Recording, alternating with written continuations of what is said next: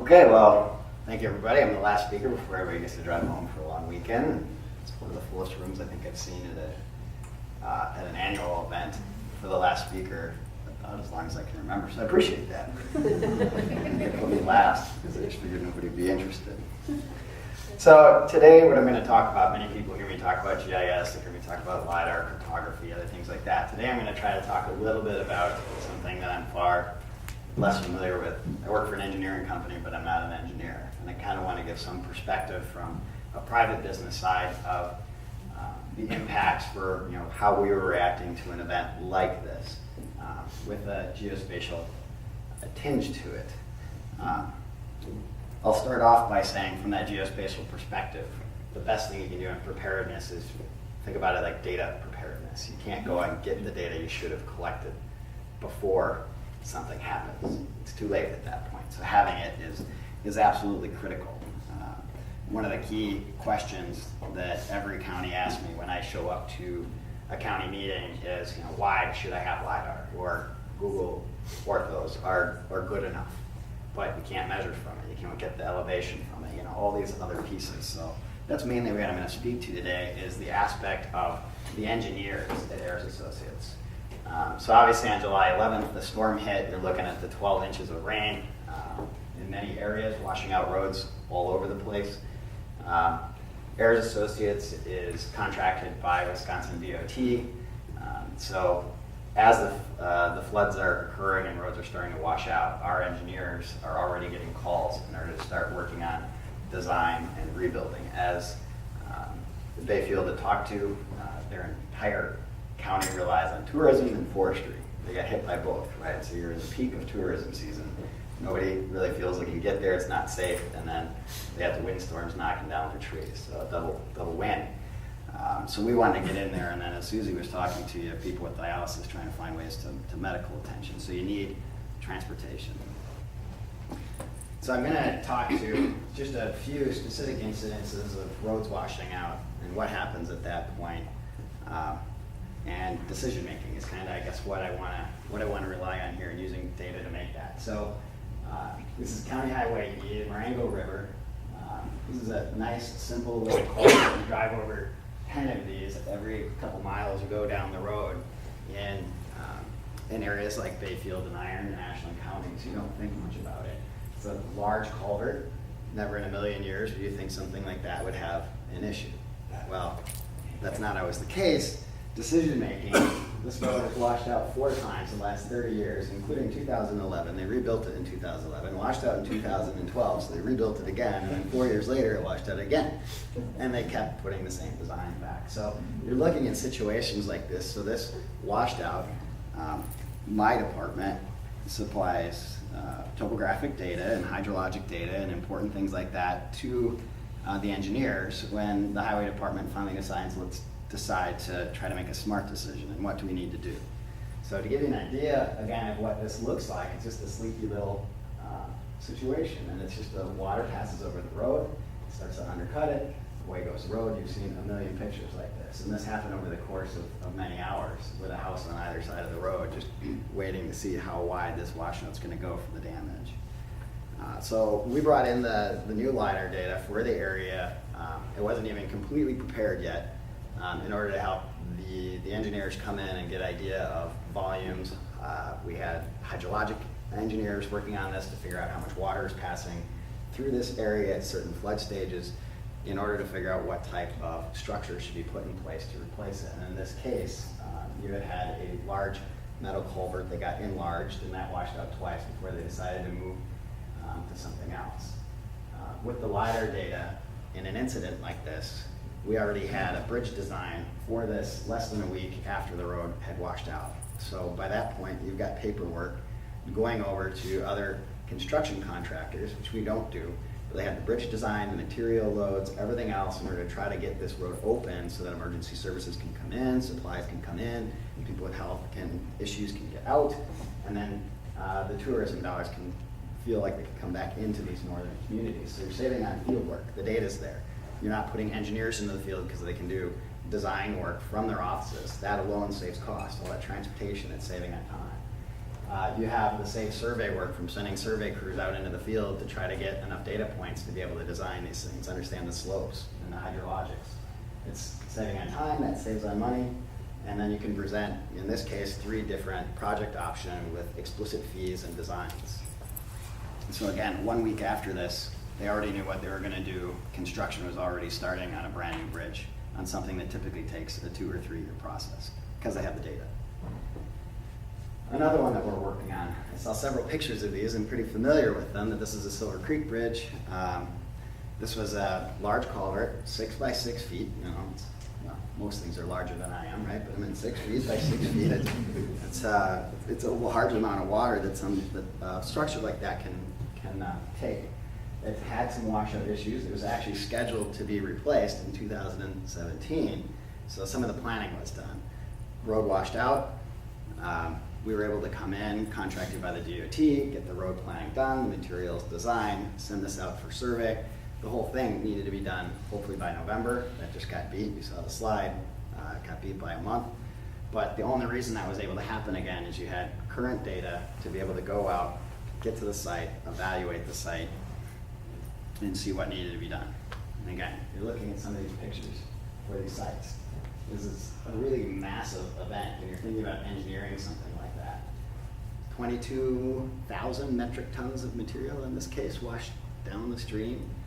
There's a lot of other things that are important as you're evaluating that. How does that change, the stream flow in the future? You can watch how powerful it is. You can see the forest is washed out. It's all sitting there as a brand new dam sitting down there waiting in case there's another flood event to see what else happens.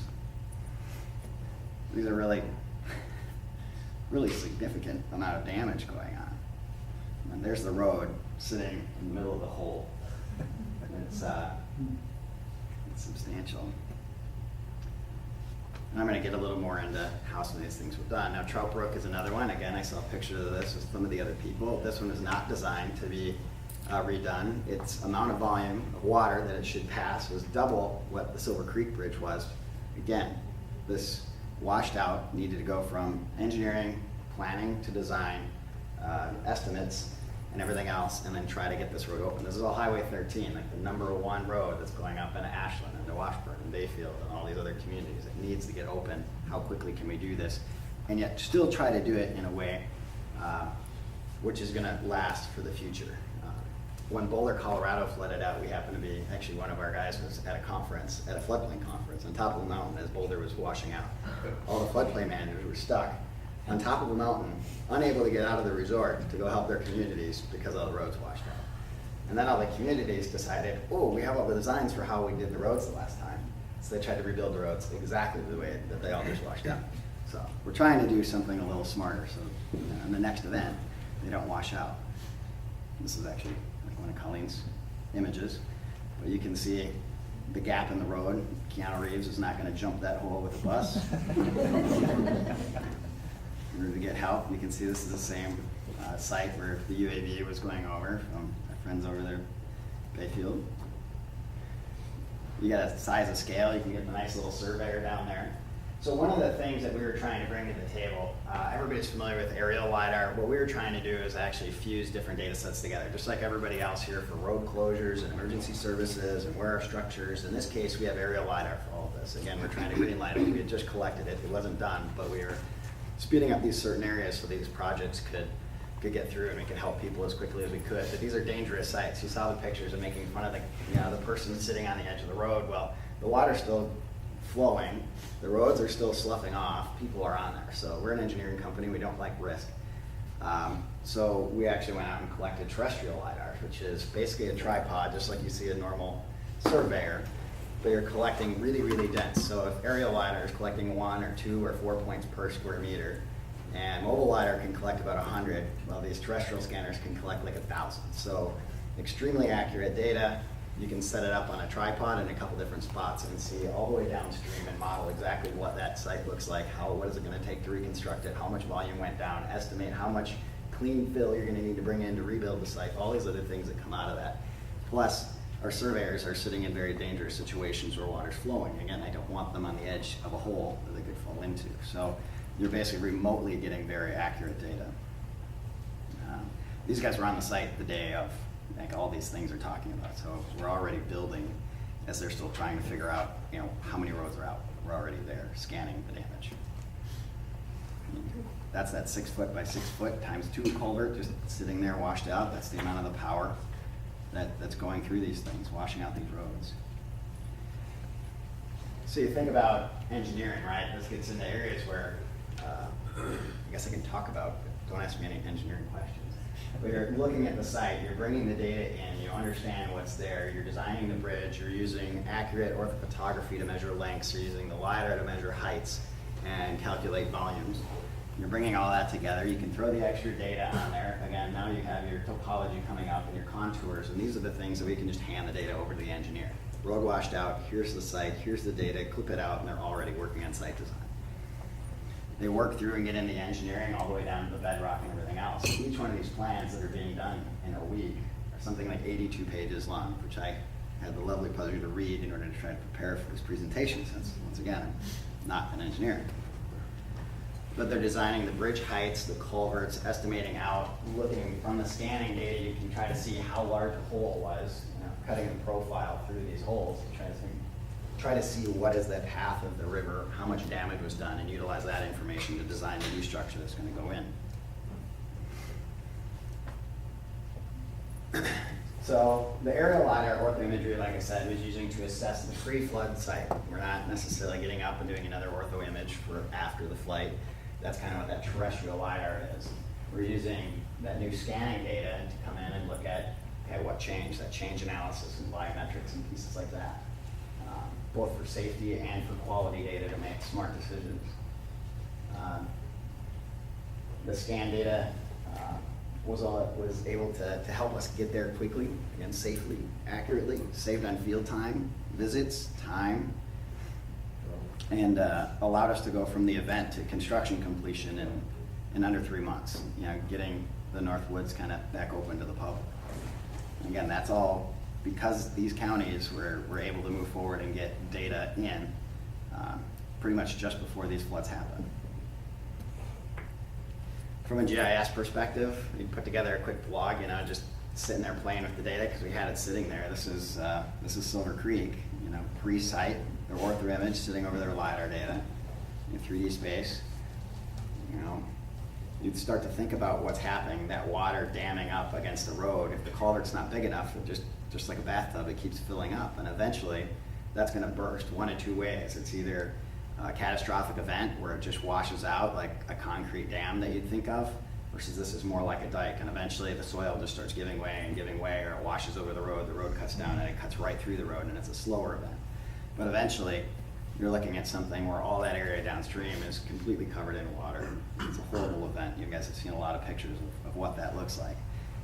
Having that data, I didn't need a flood to happen, but you can start to model what does this look like at all of these different culverts and show that to a county board or a village or anything else to let them understand what the impact is if you allow somebody to build a property just downstream of one of these things. And it's a very visceral way to show them the impact of what that can be. The green that you see, that's a model coming from the terrestrial LiDAR, fused in with the county data sets that they already had, and trying to estimate what those volumes and change analysis are. Again, I was mentioning that this is 22,000 tons of fill material washing down with this flood event. And these are things that you need that data to be able to estimate, you know, what were those volumes, what is that true impact, what was it? And you have the data ahead, and you get there and collect the appropriate data behind. You can make quick evaluations and estimates of what's going on. You can build the data so it works for everyone. Everybody here, you had 4 different people talking about an event in a different way and how they're dealing with it. People have different platforms. Not everybody's using something in GIS. Our engineers, they can make a map, but they're not doing their analysis there. You could be in Civil 3D or MicroStation or all these other pieces, and making sure that your data is accessible and usable in these other packages, so that somebody designing a new structure, it will work for their software package too. You get that return on investment by multiple different people being able to use this data to make the decisions they need to be able to make. These models look extremely similar to what any one of you would create in 3D. Anything from a colorized point cloud to the contouring to the volumes to the models. Now the data coming together just from what we were supplying from an engineer is all of these counties had WROC imagery sitting there, 6-inch, and then they had WROC LiDAR, you had 3-depth LiDAR, you had female LiDAR, and you had terrestrial LiDAR, all fusing these data sets together from different sources to be able to come together to answer solutions to get to the required needs in an emergency situation.